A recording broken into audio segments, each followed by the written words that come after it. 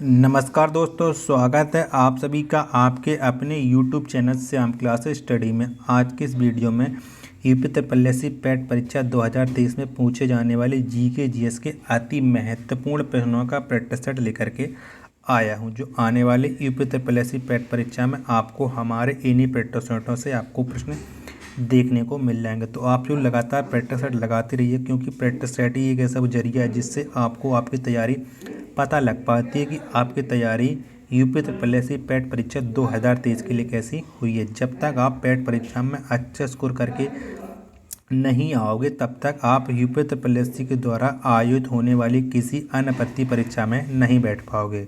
तो अच्छा स्कोर करने के लिए आपको लगातार प्रैक्टिस सेट करना ही पड़ेगा। प्रैक्टिस सेट पसंद आता है तो वीडियो को आप लाइक कर देना। चैनल को आपने अभी तक सब्सक्राइब नहीं किया हो तो चैनल को आप ज़रूर सब्सक्राइब कर लीजिएगा, और इस प्रैक्टिस सेट को आप अपने उस सभी छोटे भाई बहन तक जरूर पहुंचा देना जो यूपी त्रिपल पैट परीक्षा 28-29 अक्टूबर 2023 को देने जा रहा हो। तो प्रैक्टिस सेट पसंद आए तो उसे लाइक करना है।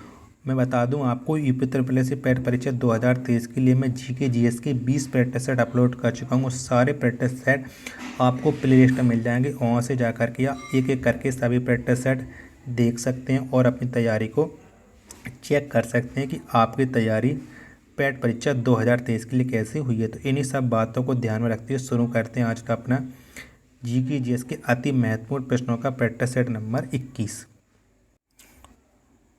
तो पहला प्रश्न है आपकी स्क्रीन पर कि कायदे आज़म किसे कहा जाता है। तो किसे कहा जाता है कायदे आज़म? तो ये कहा जाता है मोहम्मद अली जिन्ना को। किसे? मोहम्मद अली जिन्ना को। ऑप्शन नंबर ए इसका राइट आंसर हो जाएगा। अगला प्रश्न है आपके सामने कि नगर निगम के सर्वोच्च अधिकारी को कहा जाता है। तो क्या कहा जाता है नगर निगम के सर्वोच्च अधिकारी को, ये आपको बताना है। तो ये कहा जाता है महापौर। क्या? महापौर कहा जाता है। ऑप्शन नंबर डी इसका राइट आंसर हो जाएगा। सल्तनत काल में भूमि की पैमाइश को क्या कहा जाता था? तो क्या कहा जाता था सल्तनत काल में भूमि की पैमाइश को? तो इसे कहा जाता मसाहत। क्या? मसाहत। ऑप्शन नंबर बी इसका राइट आंसर हो जाएगा। अगला प्रश्न है आपके सामने कि सूर्य ताप का कितना प्रतिशत भाग जल वाष्प द्वारा सोख लिया जाता है। तो कितना भाग सोख लिया जाता है सूर्य ताप के द्वारा? तो ये है 11% भाग सोख लिया जाता है। ऑप्शन नंबर डी इसका राइट आंसर हो जाएगा। अगला प्रश्न है आपके सामने कि 18 शंगुन का बुल डिस्पैच किस विषय से संबंधित है। तो कौन से विषय से संबंधित है बुल डिस्पैच, ये आपको बताना है। तो ये संबंधित है शिक्षा से। किससे? शिक्षा से संबंधित है। ऑप्शन नंबर सी इसका राइट आंसर हो जाएगा। पानी के प्रवाह का मापक है तो कौन सा है पानी के प्रवाह का मापक? तो किससे मापा जाता है पानी के प्रवाह को? तो ये मापा जाता है क्यूसेक। किसमें? क्यूसेक में। ऑप्शन नंबर बी इसका राइट आंसर हो जाएगा। नेक्स्ट प्रश्न है आपके सामने कि संसद में बराबर वोट पड़ने पर निर्णायक मत कौन देता है। तो कौन देता है संसद में जब बराबर वोट पड़ते हैं तो निर्णायक मत? तो निर्णायक मत देता है अध्यक्ष। कौन? अध्यक्ष देता है। ऑप्शन नंबर सी इसका राइट आंसर हो जाएगा। उत्कृष्ट गैसों की संयोजकता कितनी होती है? तो कितनी होती है उत्कृष्ट गैसों की संयोजकता? तो इनकी संयोजकता होती है शून्य। कितनी? शून्य होती है। ऑप्शन नंबर डी इसका राइट आंसर हो जाएगा। अगला प्रश्न है आपके सामने, कवि गुरु किसे कहा जाता है? तो किसको कहा जाता है कवि गुरु? तो ये कहा जाता है रविंद्रनाथ टैगोर को। किसे? रविंद्रनाथ टैगोर को कवि गुरु कहा जाता है। ऑप्शन नंबर सी इसका राइट आंसर हो जाएगा। रंगभूमि के लेखक कौन हैं? तो कौन है रंगभूमि के लेखक, ये आपको बताना है। तो ये हैं प्रेमचंद्र। कौन? प्रेमचंद्र हैं रंगभूमि के लेखक। ऑप्शन नंबर सी इसका राइट आंसर हो जाएगा। अगला प्रश्न है आपके सामने कि टीआरपी का अर्थ क्या है? तो क्या है टीआरपी का अर्थ, ये आपको बताना है। तो इसका अर्थ है टेलीविज़न रेटिंग पॉइंट। क्या? टेलीविज़न रेटिंग पॉइंट है। ऑप्शन नंबर ए इसका राइट आंसर हो जाएगा। अगला प्रश्न है आपके सामने कि सेंट लुइस किस नदी के किनारे स्थित है। तो कौन सी नदी के किनारे स्थित है सेंट लुइस। तो ये है मिसिसिपी नदी के किनारे सेंट लुइस स्थित। ऑप्शन नंबर ए इसका राइट आंसर हो जाएगा। प्रसिद्ध किताब तहकीक ए हिंद को किसने लिखा था। तो किसने लिखा था तहकीक ए हिंद को, ये आपको बताना है। तो ये लिखा था अल-बरूनी ने। किसने अल-बरूनी ने लिखा था। ऑप्शन नंबर सी इसका राइट आंसर हो जाएगा। तकला मकान मरुस्थल किस देश में स्थित है। तो कौन से देश में स्थित है तकला मकान मरुस्थल, ये आपको बताना है। तो ये स्थित है चीन में। कहाँ पर है चीन में ये स्थित है। ऑप्शन नंबर डी इसका राइट आंसर हो जाएगा। जय जवान का नारा किसने दिया था। तो किसने दिया था जय जवान का नारा। तो ये नारा दिया था विनोबा भावे ने। किसने विनोबा भावे ने दिया था जय जवान का नारा। ऑप्शन नंबर बी इसका राइट आंसर हो जाएगा। राइनोप्लास्टी सर्जरी का संबंध किससे है। तो ये किससे संबंधित है। तो इसका संबंधित है ये नाक से संबंधित है। किससे नाक से है। ऑप्शन नंबर सी इसका राइट आंसर हो जाएगा।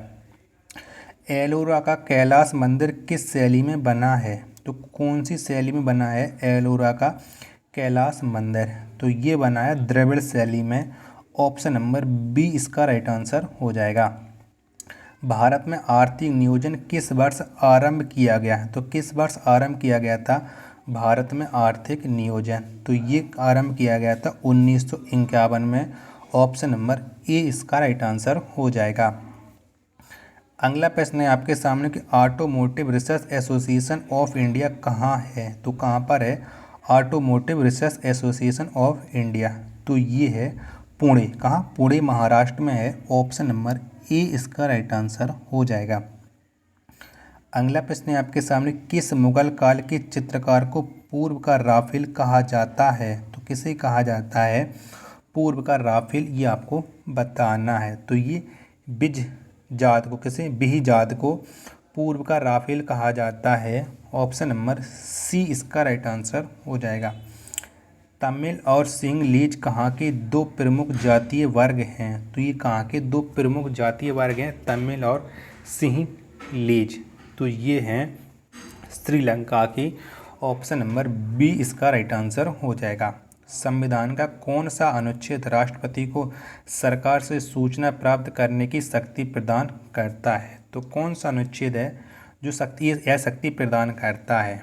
तो अनुच्छेद 78 के अंतर्गत राष्ट्रपति सरकार से सूचना प्राप्त कर सकता है। ऑप्शन नंबर बी इसका राइट आंसर हो जाएगा। जिस दर से bank reserve bank of India को ऋण देता है वह कहलाता है। तो कौन सी दर से देता है ये ऋण, ये आपको बताना। तो ये रिवर्स रेपो दर से देता है। ऑप्शन नंबर सी इसका राइट आंसर हो जाएगा। प्रकाश का ठीक सीधी रेखा में गमन ना होना क्या कहलाता है। तो क्या कहलाता है प्रकाश का ठीक सीधी रेखा में गमन ना होना। तो ये कहलाता है विवर्तन। क्या है विवर्तन कहलाता है। ऑप्शन नंबर बी इसका राइट आंसर हो जाएगा। एंडोस्कोपी किस सिद्धांत पर कार्य करता है। तो कौन से सिद्धांत पर कार्य करता है एंडोस्कोपी, ये आपको बताना। तो ये करता है पूर्ण आंतरिक परावर्तन के सिद्धांत पर एंडोस्कोपी कार्य। तो इसका राइट आंसर हो जाएगा ऑप्शन नंबर बी। अगला प्रश्न है आपके सामने कि पराग कणों के अध्ययन को क्या कहते हैं। तो क्या कहते हैं पराग कणों के अध्ययन को। तो पोलिनोलॉजी, क्या पोलिनोलॉजी कहते हैं पराग कणों के अध्ययन को। ऑप्शन नंबर ए इसका राइट आंसर हो जाएगा। प्रिंस ऑफ वेल्स कप किस खेल से संबंधित है। तो कौन से खेल से संबंधित है प्रिंस ऑफ वेल्स। तो ये संबंधित है गोल्फ से। ऑप्शन नंबर बी इसका राइट आंसर हो जाएगा। अगला प्रश्न है आपके सामने कि सेकल किस देश की मुद्रा है। तो कौन से देश की मुद्रा है सेकल, ये आपको बताना है। तो ये है इजराइल देश की मुद्रा। किसकी इजराइल देश की मुद्रा है। ऑप्शन नंबर ए इसका राइट आंसर हो जाएगा। अगला प्रश्न है आपके सामने कि वेद किस भाषा में लिखा गया था। तो कौन सी भाषा में लिखा गया था वेद, ये आपको बताना है। तो वेद लिखा गया था संस्कृत भाषा में। किससे संस्कृत भाषा में। ऑप्शन नंबर सी इसका राइट आंसर हो जाएगा। फीफा का गठन किस वर्ष हुआ था? तो कौन सी वर्ष हुआ था फीफा का गठन? तो फीफा का गठन हुआ था 1904 में। कब? 1904 में। ऑप्शन नंबर बी इसका राइट आंसर हो जाएगा। अगला प्रश्न है आपके सामने कि पौधों के पुष्पन के लिए निम्नलिखित में से किस तत्व की आवश्यकता होती है? तो कौन से तत्व की आवश्यकता होती है पौधों के पुष्पन के लिए? तो पौधों के पुष्पन के लिए आवश्यकता होती है फास्फोरस की। किसकी? फास्फोरस की। ऑप्शन नंबर डी इसका राइट आंसर हो जाएगा। अगला प्रश्न है आपके सामने कि लोकसभा को समय से पूर्व भंग करने का अधिकार किसको है? तो यह अधिकार किसको है लोकसभा को समय से पूर्व भंग करने का? तो यह अधिकार है राष्ट्रपति को। यह लोकसभा को समय से पहले भंग कर सकता है। ऑप्शन नंबर सी इसका राइट आंसर हो जाएगा। आपातकाल की घोषणा के समय भारत के राष्ट्रपति कौन थे? तो कौन थे जब भारत में आपातकाल की घोषणा हुई थी? तो उस समय भारत के राष्ट्रपति थे Fakhruddin Ali Ahmed. Option number D इसका राइट आंसर हो जाएगा। रघुवीर सिंह मेमोरियल कप किस खेल से संबंधित है? तो कौन से खेल से संबंधित है रघुवीर सिंह मेमोरियल कप?